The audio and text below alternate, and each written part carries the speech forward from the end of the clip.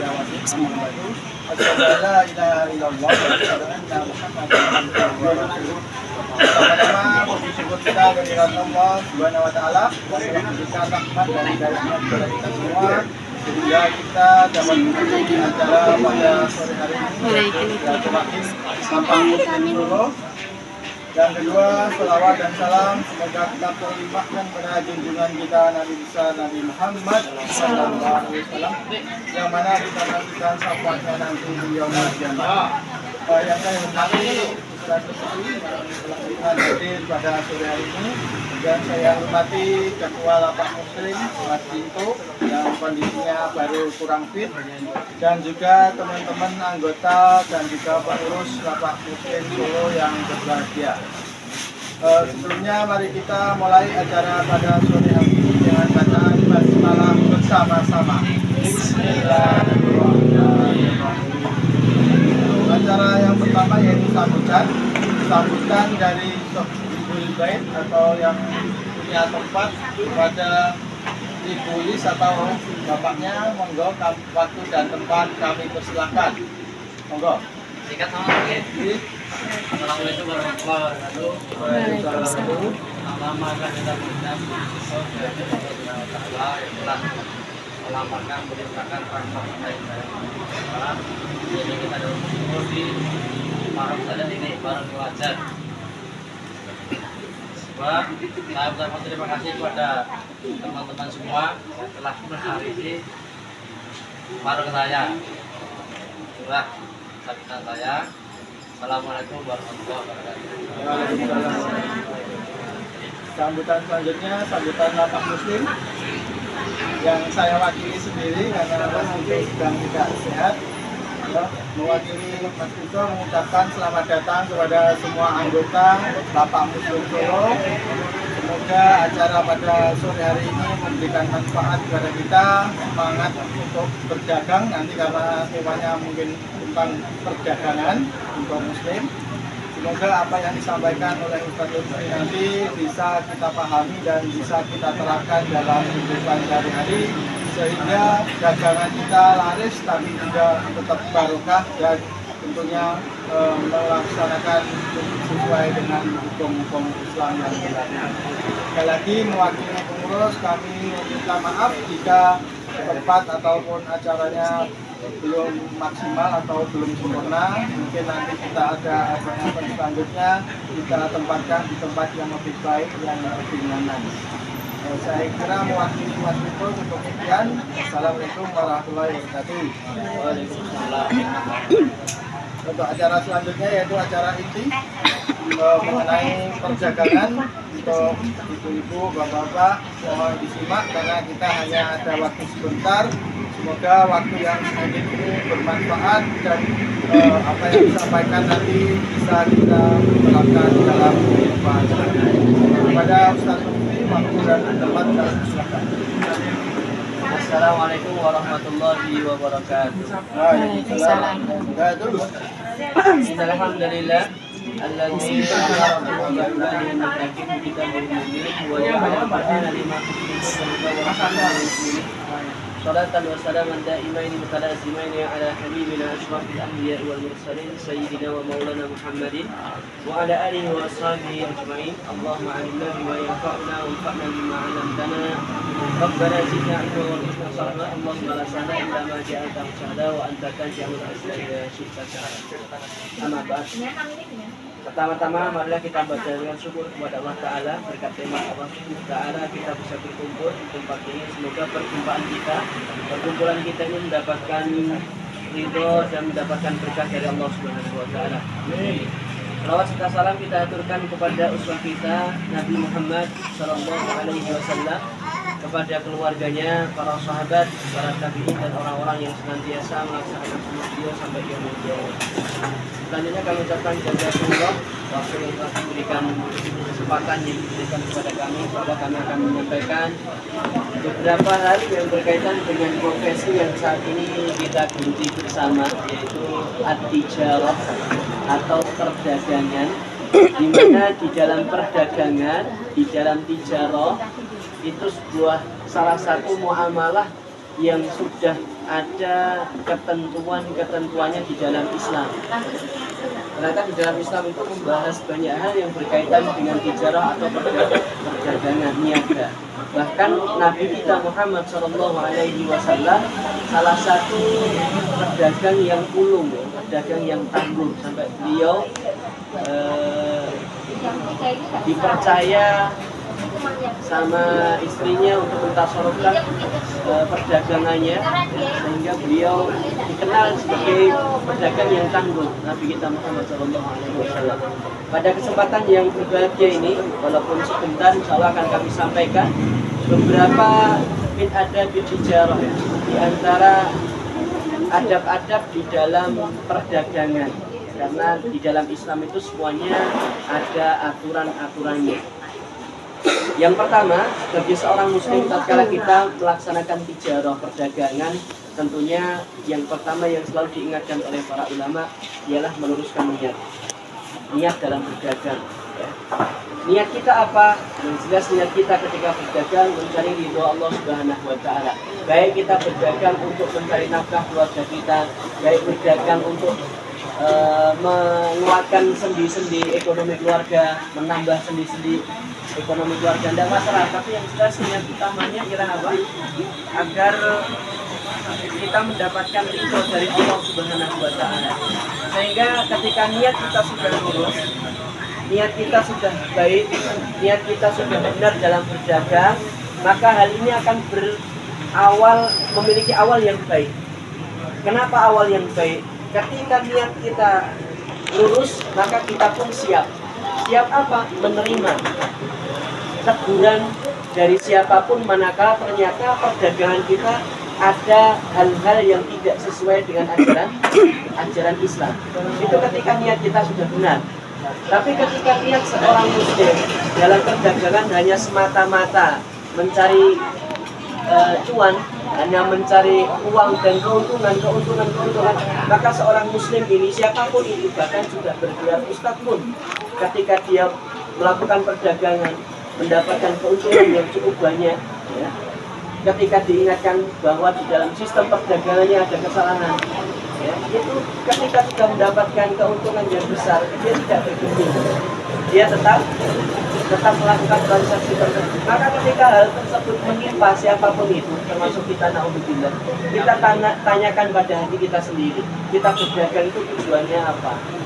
Ingin menggapai ridhonya Allah Subhanahu wa Ta'ala, atau kita berdagang hanya sekedar mencari uang saja, uang dan uang, ya. Karena ketika seseorang itu berdagang betul-betul lillahi ta'ala, ada teman ya di luar Jawa, dia sudah melakukan transaksi bahkan per bulan pun alhamdulillah bisa sampai tembus 40 juta per bulan, 40 juta. Tapi ketika diingatkan sistem yang digunakan, sistem yang dipakai dalam perdagangan yang dia gunakan, ternyata ada hal-hal yang melanggar syariat. Melanggar syariat itu yang bagaimana? Satu, di dalamnya terdapat unsur kezaliman, ya. Dua, di dalamnya ada unsur majhul, ketidakpastian, ya. Ketiga, ada unsur riba di dalamnya.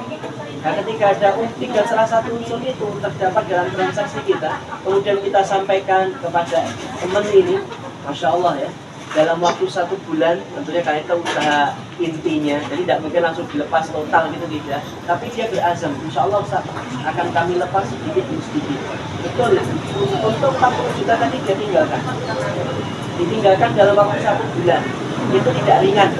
Kalau kita ngomong mungkin enteng, kita ngomong sekarang enteng sekali. Tapi ketika dihadapkan dengan persoalan itu di hadapan kita, itu pertaruhan iman dalam diri kita. Makanya pertama kita luruskan niat dulu, ya. Ketika kita sudah luruskan niat, nanti akan berefek kepada hal-hal setelah ini, ya. Karena hal-hal adab-adab setelah ini nanti sangat terkait dengan niat. Ketika niat sudah lurus, maka ada adab yang selanjutnya. Bagaimana disampaikan oleh para ulama, as-samahatu fil bai' wasyira. As-samahatu, samah itu orangnya berlapang dada. Berlapang dada itu gampangan gitu ya. Wa dzalika bi ayyatasahhal al-bai' fi thamani wal mustari. fil mabih. Ini kalau bisa seorang muslim adatnya seperti ini sebenarnya. Apa itu?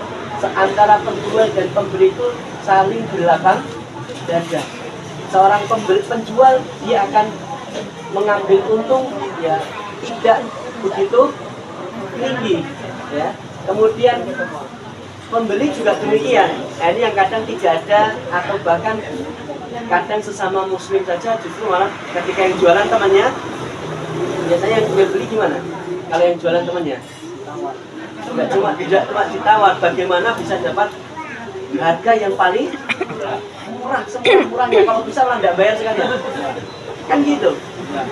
Padahal di dalam adab seorang muslim, kenapa?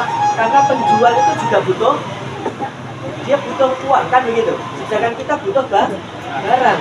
Makanya saling atasamu, saling berlonggar dada, artinya berlapang dada. Ketika berlapang dada kita jualan ya, misalkan memang untungnya sudah dapat untung tapi sedikit tidak apa-apa, yang penting saudara kita, karena prinsipnya sebenarnya di dalam Islam itu at-ta'awun. Ta'awun itu apa? Saling membantu, memenuhi kebutuhan. Nah, saling memenuhi kebutuhan di sini saling pengertian. Atas sama tadi, saling pengertian. Kalau dia memang dia bisnis ini untuk maisha keluarganya, sebagai tanggung jawab kepala rumah tangga. Kita sebagai customernya ya, kita tahu saya butuh barangnya, kita beri keuntungan. Ya mungkin itu hak dia, usaha dia, kan begitu. Itu harus ada dalam diri setiap muslim, sadar seperti itu. Kemudian kalau punya mepet, mohon maaf ada kisah-kisah ya, seperti ada sedikit. Yang kedua kita bacakan ya, sebenarnya banyak sekali.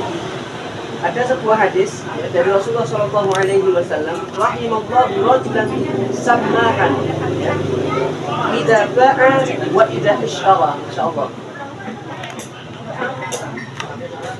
Hadis riwayat Imam Al-Bukhari yang artinya Allah itu mencurahkan rahmatnya kepada siapa? Seseorang yang samahan, artinya itu berlapang dada, baik dia penjual ataupun pembeli, artinya kayak penggampang, memberikan kemudahan, bukan gampang ya.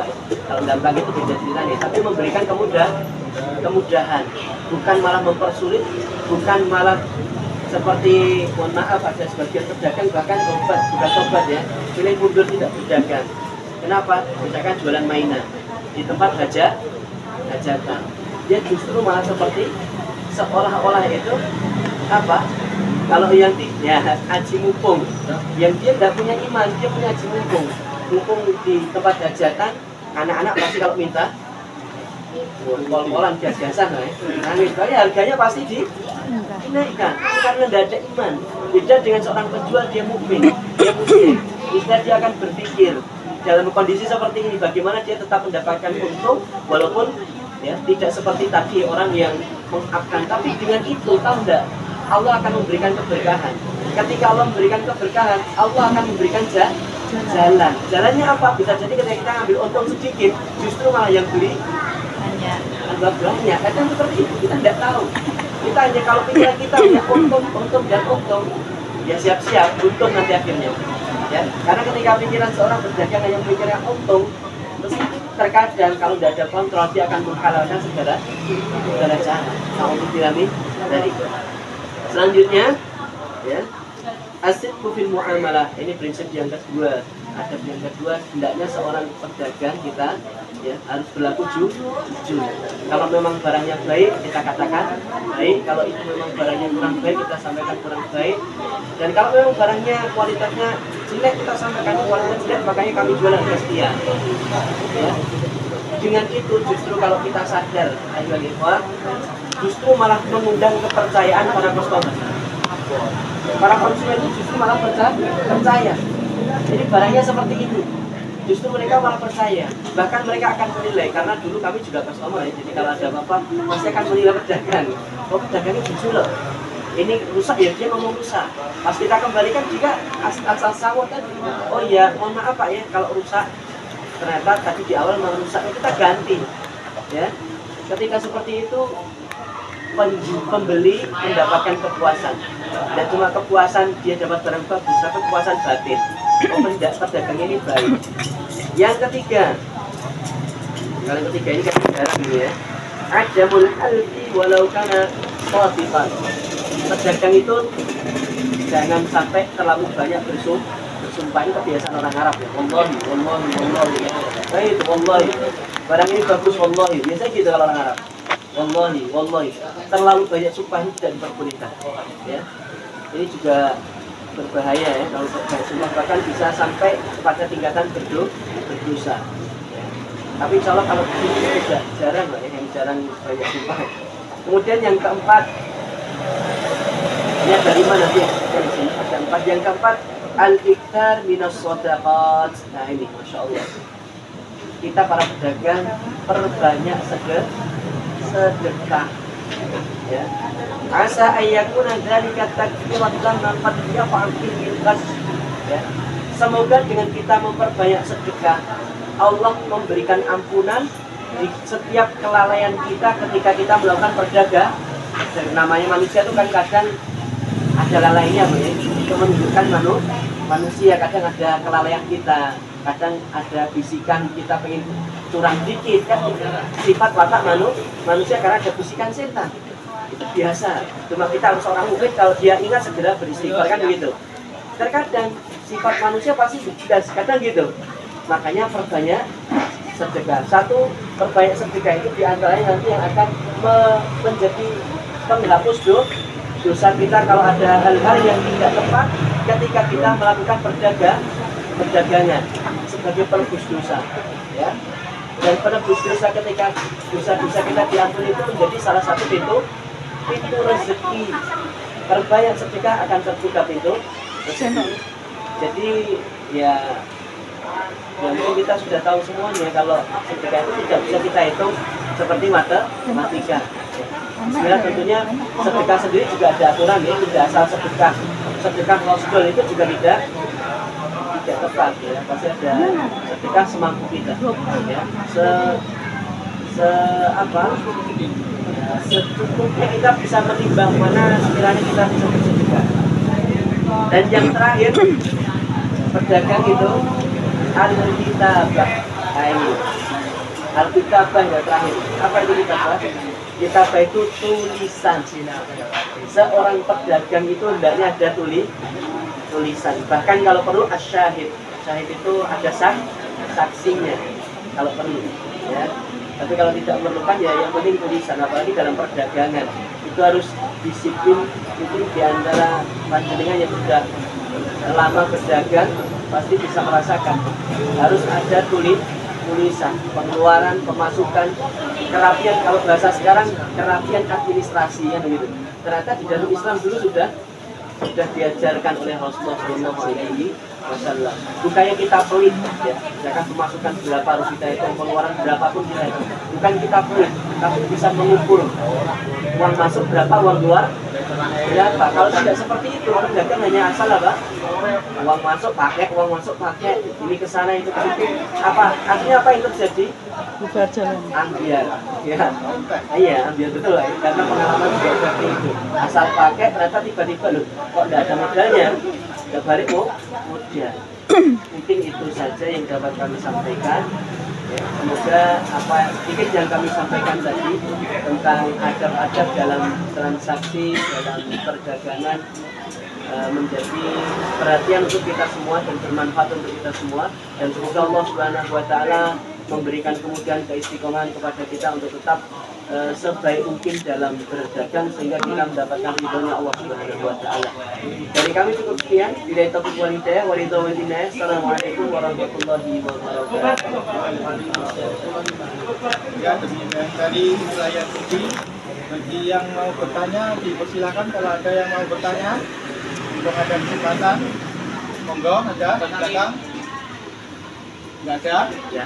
Nggak ada, saya wakilkan nggih. Yang pertama ini kan, misalnya kita menjualkan barang orang kan kita nggak memiliki itu, misalnya rumah kita cuma share-share gitu, itu hukumnya gimana? Boleh atau tidak? Atau harus kita jelaskan bahwa itu bukan barang kita? Itu yang utama. Terus yang kedua, misalnya kita menjual barang, kita belinya harganya 50.000, kita jual 100.000 seperti itu, sama dengan modalnya, apakah boleh? Itu monggo dilakukan dulu. Yang pertama itu simsaroh namanya. Simsaroh itu kayak maklar. Jadi simsaroh itu di dalam Islam dibolehkan. Tapi dengan catatan maklar ini dia tidak boleh menentukan harga. Jadi harga itu dari pemilik, pemilik barang, namanya simsaroh atau maklar. Nah, ketika pemilik barang ini sudah memberikan harga, maka ya sudah kita jual harga itu. Ini ada barang seperti ini, kita sudah dapat izin dulu.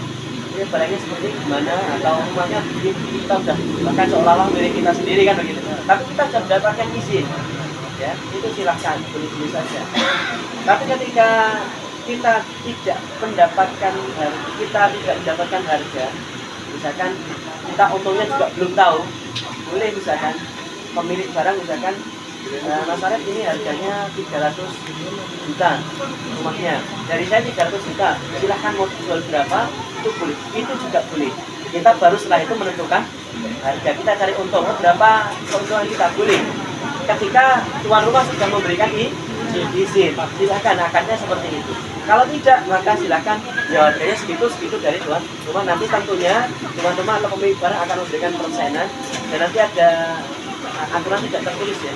Biasanya persenan sekian persen. Yang pertama begitu. Yang kedua, Yang kedua menjual sesuai harga, misalnya tulangnya 50, jualnya 100, ini sama tulangnya. Gitu. Boleh nggak menjual dengan keuntungan 100% ya? Sebenarnya tidak masalah. Sebenarnya tidak masalah, tapi semuanya tergantung bagaimana pasar yang ada gitu. Tapi secara hukum asal untuk mengambil keuntungan sampai 100% itu boleh. Ya, boleh secara hukum itu boleh. Tapi tentunya nanti ketika praktek kan ada adab-adabnya kan, ketika pasarannya di situ jual 100 tidak laku, pasti akan mencari keuntungan jangan terlalu banyak. Wallahu a'lam. Oke, terima kasih. Mungkin ada lagi dari ibu-ibu? Nggak ada? Fokus ini kayaknya. Kalau ada, ini monggo Mas itu. Sekarang banyak marak afiliat, Shopee afiliat, sama afiliat. Jadi modelnya apa namanya, nge-share barang-barang orang lain, nggak beli, nggak apa, nanti dapat komisi dari nge-share itu aja. Dari seller itu? Nggak di seller, jadi cuma nge-share tau. Broker tapi enggak. Ini nggak beli apa dapat? Satu aja Mbak, saya satu kok. Tapi dapat komisi dari Shopee. Maksudnya kan Komisi dari Shopee, dari TikTok dapat komisi. Nah, itu hubungannya gimana sama pay letter itu loh? Pay letter itu Api Shopee letter itu loh, yang barang dulu nanti Ini Shopee ya, yang orang tadi ada bunga kan? affiliate tadi loh, affiliate itu affiliate iya Pak. Affiliate itu bisa ya sebagai kesehatan. Ini kayak makalah itu artinya. Ini Shopee. Tapi lewat Tapi kalau saya jual orang lain, saya transaksi. Saya dapat ini. Ya, cek maklar kan ya, itu kayak makalah tapi lewat perusahaan gitu. Tapi dalam bentuk link.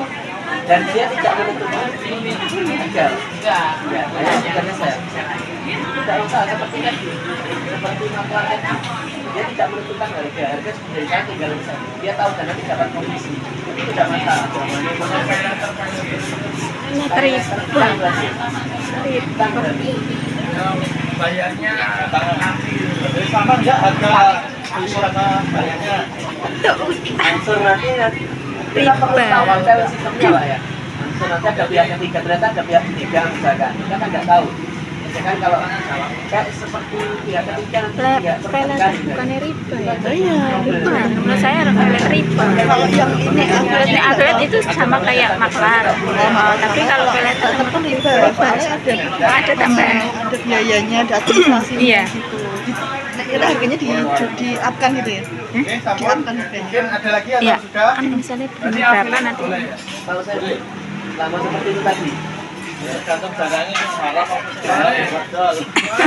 nggak ada apa barangnya kita nggak beli, kita nggak kelamaan. Tahu cuma nge-share, ada yang beli, Dia kan sebenarnya sudah dapat izin secara umum. tapi nggak apa kan.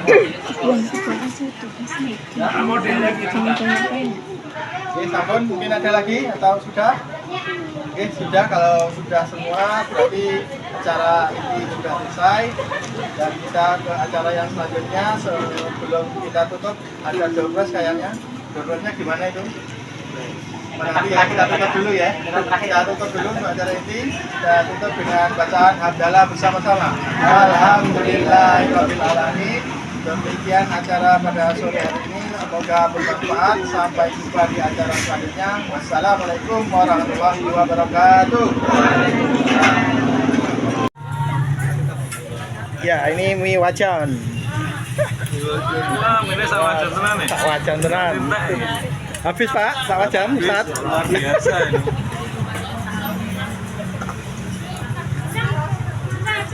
Alhamdulillah habis semua. Harus habis loh, sak wajan. Yang mau tambah monggo. Yang mau tambah monggo.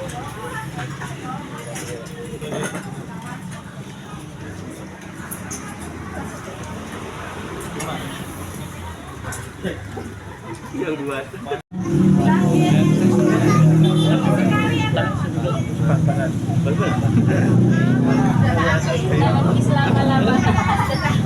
Indonesia Muda.